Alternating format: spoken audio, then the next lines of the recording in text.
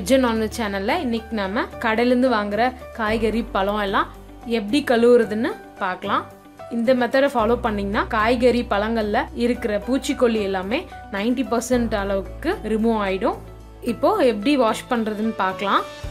ஒரு பவுல் எடுத்துக்கோங்க. 1/2 டீஸ்பூன் அளவுக்கு மஞ்சத்தூள் சேர்க்குறேன். 1 டீஸ்பூன் அளவுக்கு கல்லுப்பு. இது கூட 3 டேபிள் ஸ்பூன் அளவுக்கு வினிகர். வினிகர் இப்போது எல்லா சூப்பர் மார்க்கெட்லேயுமே கிடைக்குது. இதுதான் நான் யூஸ் பண்ணுற வினிகர். இது விலை வந்து ரொம்ப அதிகம்லாம் இல்லைங்க.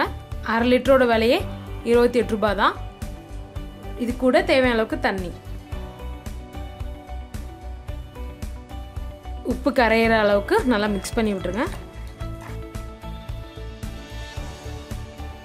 அவ்வளோதாங்க, நம்மளோட சொல்யூஷன் ரெடி ஆயிடுச்சு.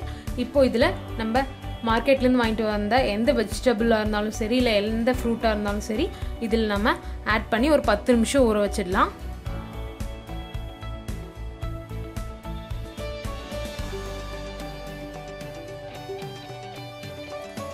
எல்லா இடத்துலையும் படுற மாதிரி நல்லா டிப் பண்ணி வச்சுடுங்க. இது ஒரு 5லேருந்து 10 நிமிஷம் இருந்தால் போதும். வினிகர் உங்களுக்கு கிடைக்கலன்னா நீங்கள் பேக்கிங் சோடா இருக்கு இல்லையா, நம்ம நார்மலாக வீட்டில் யூஸ் பண்ணுவோம்ல குக்கிங் சோடா, அதுவும் பயன்படுத்திக்கலாம்.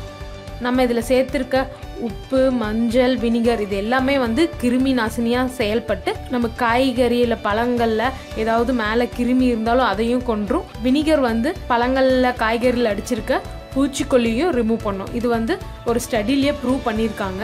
மார்க்கெட்லேருந்து காய்கறி வாங்கிட்டு வந்த உடனேவே இந்த மாதிரி எல்லா வெஜிடபிளையும் போட்டு வாஷ் பண்ணி எடுத்து வச்சிட்டாலும் ஓகே தான்.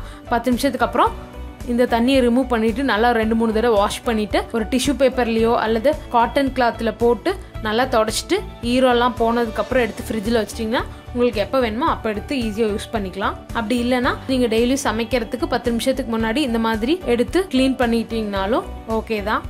இப்போ 10 நிமிஷம் ஆயிடுச்சு. நல்லா தண்ணிக்குள்ளே நல்லா ஒரு வாட்டி டிப் பண்ணி எடுத்துருங்க. இப்போ இந்த தண்ணியை டிஸ்கார்ட் பண்ணிவிட்டு நார்மல் தண்ணியில் 2-3 தடவை நல்லா வாஷ் பண்ணிக்கலாம். அவ்வளோதான், நம்மளோட காய் எல்லாமே ஹெல்த்தியாக இப்போ மாறியாச்சு. இதன் மேல் குக் பண்ணி என்ஜாய் பண்ண வேண்டியதான்.